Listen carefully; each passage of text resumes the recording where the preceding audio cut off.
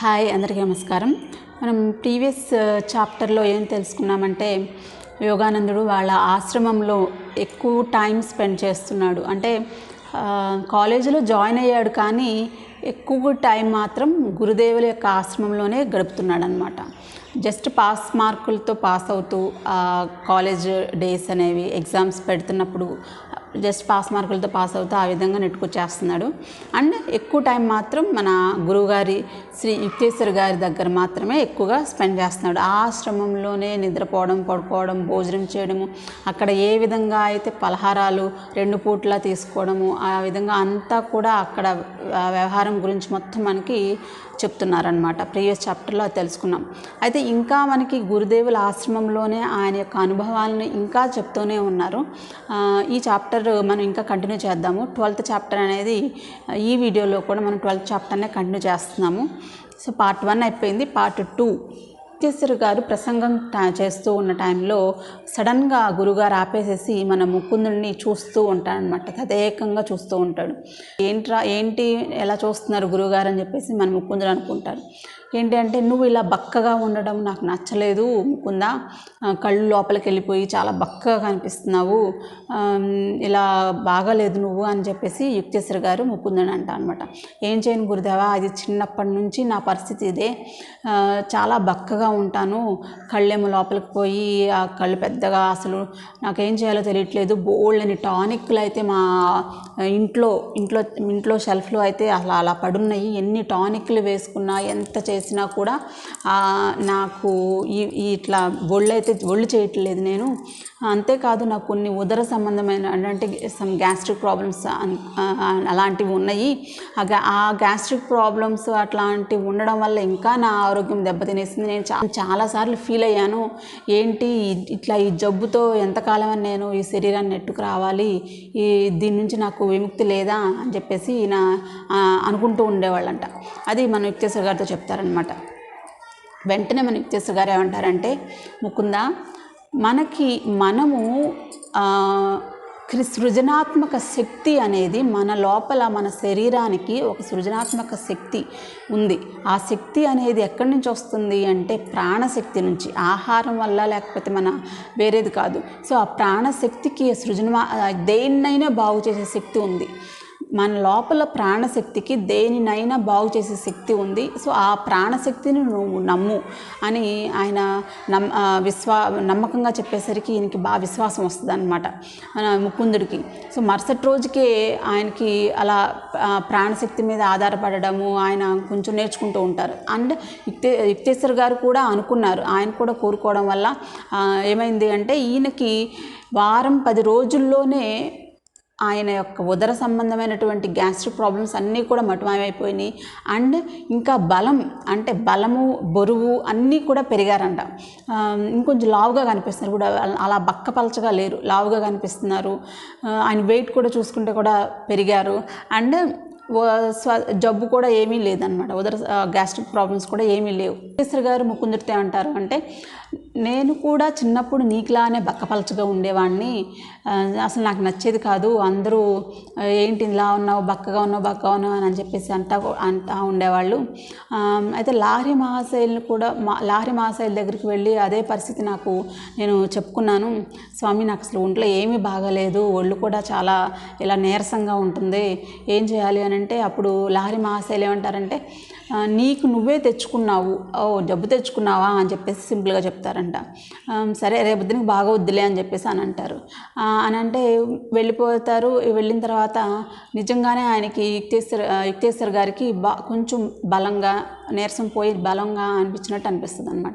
అనిపిస్తే మళ్ళీ లాహిరి మహాశయులు గారి దగ్గరికి వచ్చి, గురుదేవి ఈరోజు బాగున్నాను నేను అంటే, ఓకే నీకు నువ్వు బలం తెచ్చుకున్నావు అనమాట అని అంటే, ఎవరికి తెలుసు రేపొద్దునికి ఏం జరుగుద్దో అని అనేసరికి ఈయనకి మళ్ళీ ఆలోచనలు, అమ్మో నిజంగానే రేపొద్దునికి మళ్ళీ నేను నీరసం వచ్చేస్తుందా అని చెప్పేసి అనుకుంటారు. అదేవిధంగా మరుసటి రోజు కనీసం ఆ ఆశ్రమానికి కూడా వెళ్ళడానికి కూడా వీలు లేనంత బలహీనంగా అయిపోతారు యుక్తేశ్వర గారు. అదే విషయం మళ్ళీ లాహిరి మహాశయులతో చెప్తే, ఏంటి మళ్ళీ నువ్వు జబ్బు తెచ్చుకున్నావా అని చెప్తారంట. ఏంటి గురువుగారు, నన్ను ప్రతిసారి మీరు ఇలా హేళన చేస్తున్నారు, నేను నిజమే చెప్తున్నాను, నాకు బాగోక నేను ఇట్లా రాలేకపోతున్నాను అంటే, చూడు యుక్తేశ్వర్, మన ఆలోచనే అన్నిటికీ మూలం. మన ఆలోచన ఎలాంటిదంటే అది ఒక గొప్ప శక్తి. మన అన్కాన్షియస్ మైండ్లో నువ్వు ఏదైతే ఆలోచన చేస్తావో ఆ ఆలోచనే మనకి ఫాలో అవుతూ ఉంటుందన్నమాట. మన శరీరం కావచ్చు, మన మనస్సు, ఏదైనా అక్కడ ఆ అన్కాన్షియస్ మైండ్లో నువ్వు పెట్టే ఆలోచనని మంచిగా పెట్టు. సో ఏ విధంగా పెడితే అదే అవుతుంది. ఆలోచనకి అట్రాక్టివ్ పవర్ ఉంది. గురుత్వాకర్షణ శక్తి ఏ విధంగా ఉందో అదే అలాంటి గురుత్వాకర్షణ, విద్యుత్ శక్తి ఏ విధంగా ఉందో అలాంటి విద్యుత్ శక్తి, అదే అయస్కాంత శక్తి. సో అట్లా సేమ్ అట్లాంటి అట్రాక్షన్ పవరే మన ఆలోచనలు కూడా ఉంటుంది. సో ఆ ఆలోచన ఏ విధంగా శాసిస్తే అదే విధంగా జరుగుతూ ఉంటుందన్నమాట. అందుకనే ఆ ఆలోచనల్ని నువ్వు క్రమబద్ధం చెయ్యి అని చెప్పేసి మన లాహిరి మహాశయులు యుక్తేశ్వర్ గారితో చెప్తారంట. లాహిరి మహాశయులు ఊరికే ఏది చెప్పరని చెప్పి తెలుసు కదా. అందుకని ఆయన నమ్మేసేసి పూర్తిగా, అంటే గురుదేవ నేను ఏది ఆలోచిస్తే అది జరిగిపోతుందా, నేను ఒకవేళ నాకు బలంగా, నేను ఎప్పటికీ ఇలాగే ఉండాలి, బలంగా నాకు కావాలి, నేను ఇంత వెయిట్ ఉండాలి, ఇంత ఆ జబ్బు లేకుండా ఆరోగ్యంగా ఉండాలని నేను అనుకుంటే జరిగిపోద్దా అని చెప్పేసి మన యుక్తేశ్వర్ గారు లాహిరి మహాశయుల్ని అడుగుతారు. అవును, తప్పకుండా జరుగుద్ది అని అంటారంట. అలా అనంగానే ఈయన ఆలోచన అంటే నేను బలంగా రావాలి, బలంగా ఉండాలి, నాకు ఇంత వెయిట్ ఉండాలి, ఎలాంటి జబ్బు నీరసము ఉండకూడదు అని చెప్పేసి ఎప్పుడైతే ఈయన మనసులో అనుకున్నారో వెంటనే లాహిరి మహాశయులు ఆయన అదే విధంగా చూసేసరికి ఆ పవర్ ఆయనలోకి వెళ్ళి అక్కడి నుంచి మరుసటి రోజే ఆయన బరువు అనేది పెరగడం అనేది గమనించారంట యుక్తేశ్వర్ గారు.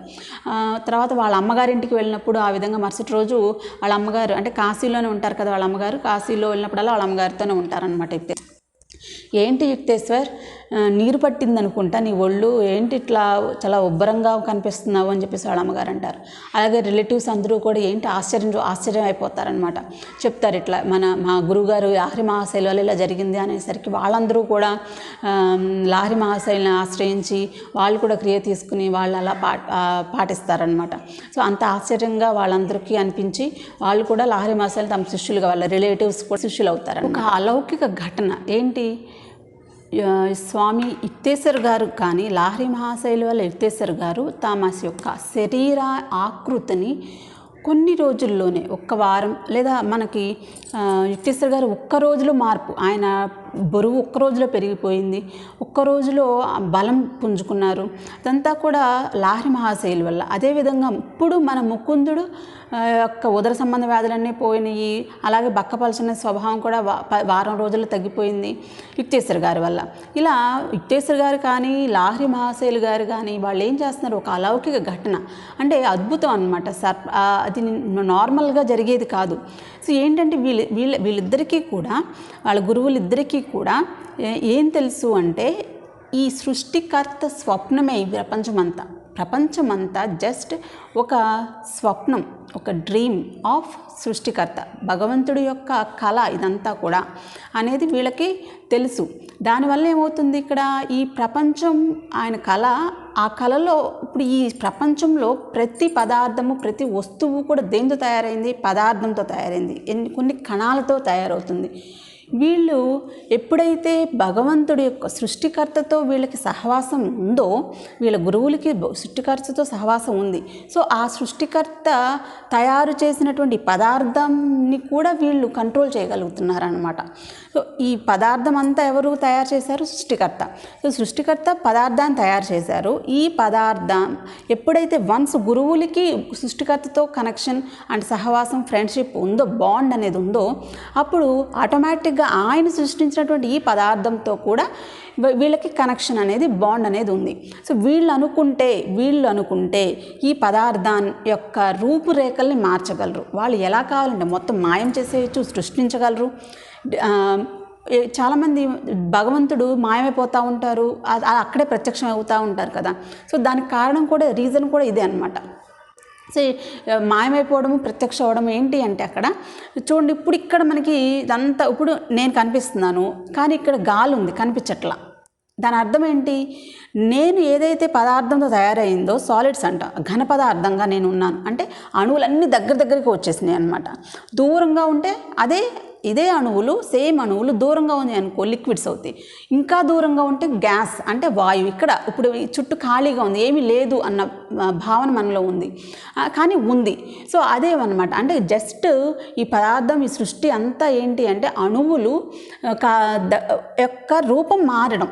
దగ్గరకు వచ్చి ఉంటే ఒక రూపము, దూరంగా ఉంటే ఇంకొంచెం వేరే రూపము, ఇంకా దూరంగా ఉంటే వేరే రూపం. సో అట్లా వాటి యొక్క పొజిషన్స్ మారడం వలన మాత్రమే ఈ సృష్టి అంతా కూడా ఏర్పడిపోయింది అనేది వీళ్ళకి తెలుసు, వాళ్ళ గురువులకి తెలుసు.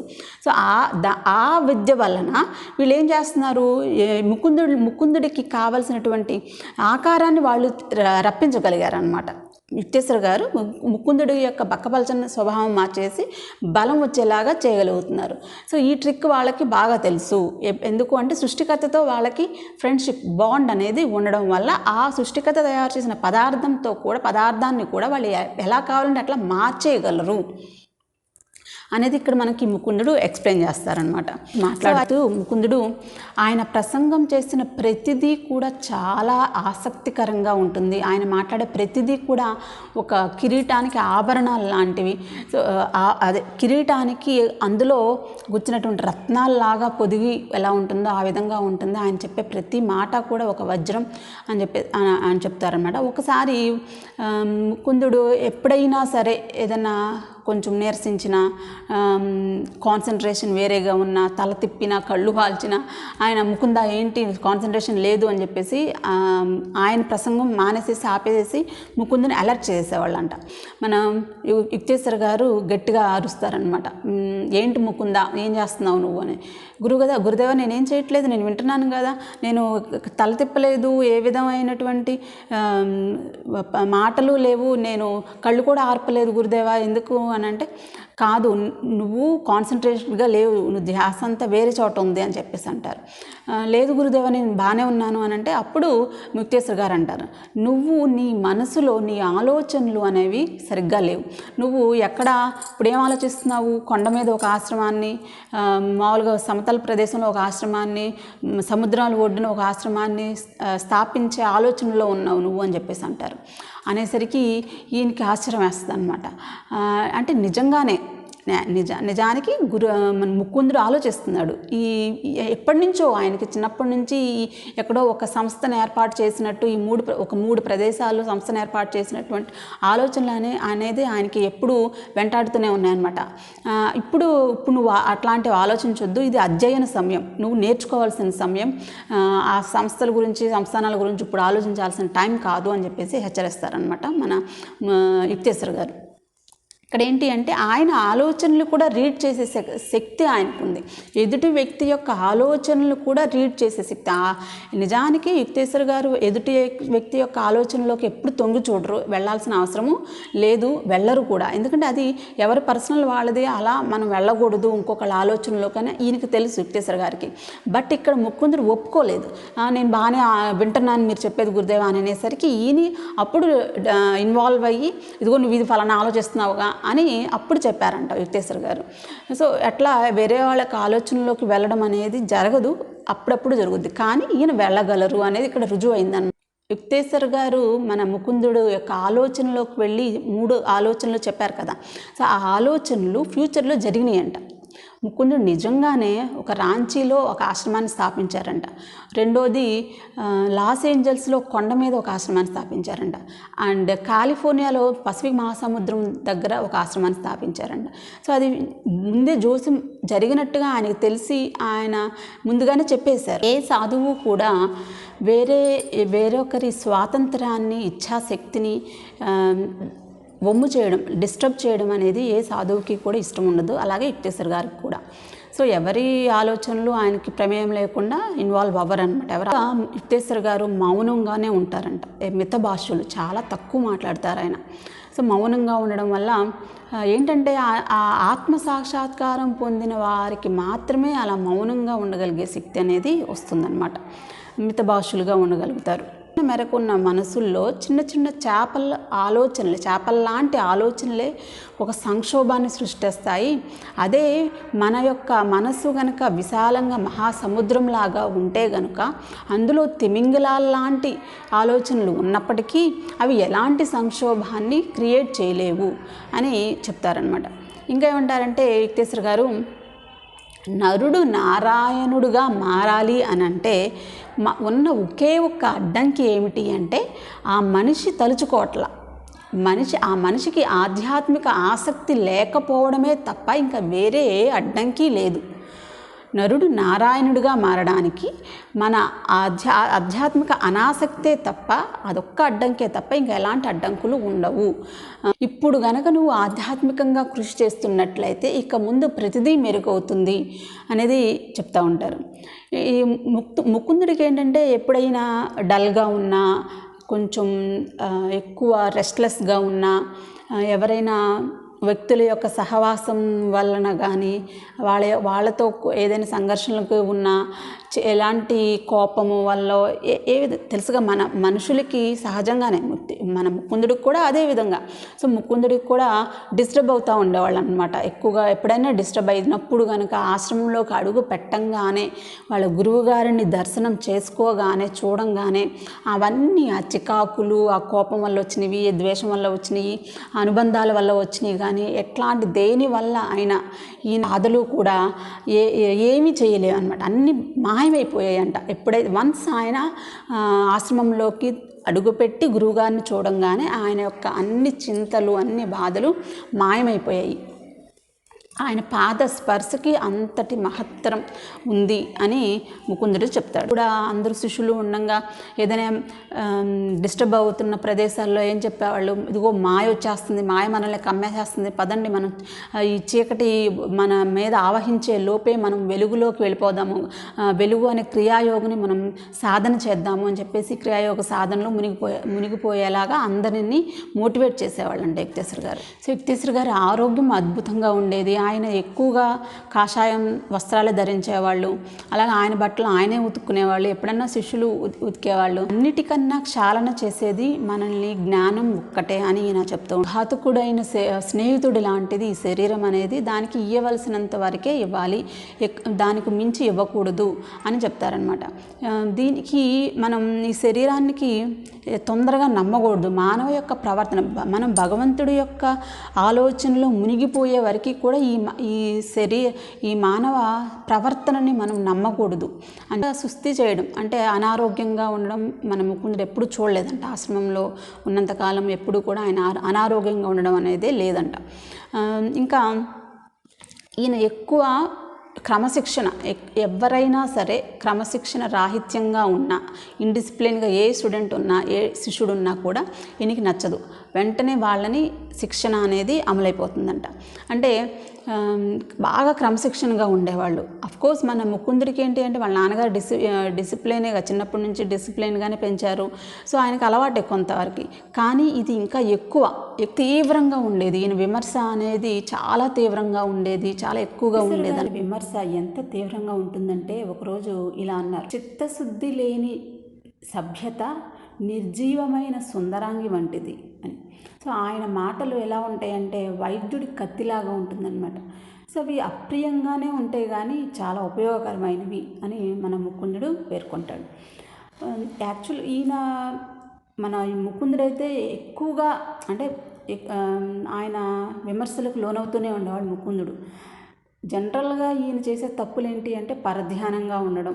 ముకుందుడు చేసే తప్పులు పరధ్యానంగా ఉండటం, అలాగే అతిగా పనిచేయడం, ఎక్కువగా పనిచేసేయడం, ఇంకా అస్సలు పని అనేది చేయకుండా ఉండడము, అలాగే అప్పుడప్పుడు దిగులుగా ఉండటం. అయితే జనరల్గా మన ముకుందుడి యొక్క లోపాలు ఇవి: పరధ్యానం, దిగులుగా ఉండడం, పని ఎక్కువగా చేయడం, పని అస్సలు చేయకపోవడం.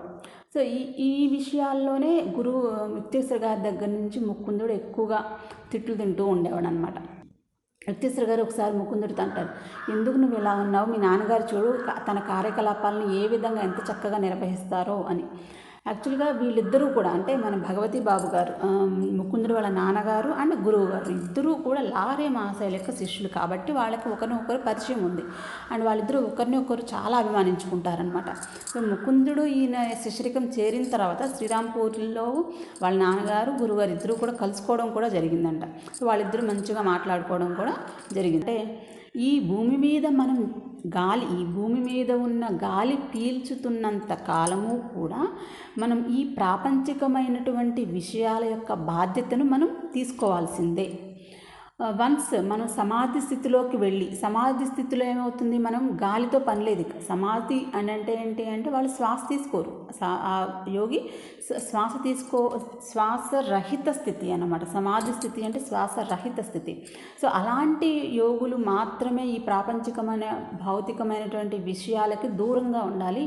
కానీ ఈ శ్వాసను తీసుకుంటున్న ప్రతి ఒక్కరూ కూడా ఈ భూమి మీద కొన్ని సేవా కార్యక్రమాలు కానీ కార్యకలాపాలు కానీ వాళ్ళు బాధ్యత తీసుకోవాల్సిందే అని యుక్తేశ్వర్ చెప్తారు. మనం ఇంతవరకు నేర్చుకుందాము. చాప్టర్ 12 ఇంకా అవ్వలేదు. పార్ట్ 2 కంప్లీట్ అయింది. పార్ట్ 3 మనం నెక్స్ట్ వీడియోలో చూద్దాము. అంతవరకు సెలవు. ధన్యవాదాలు. Please like, share, comment and subscribe to my channel.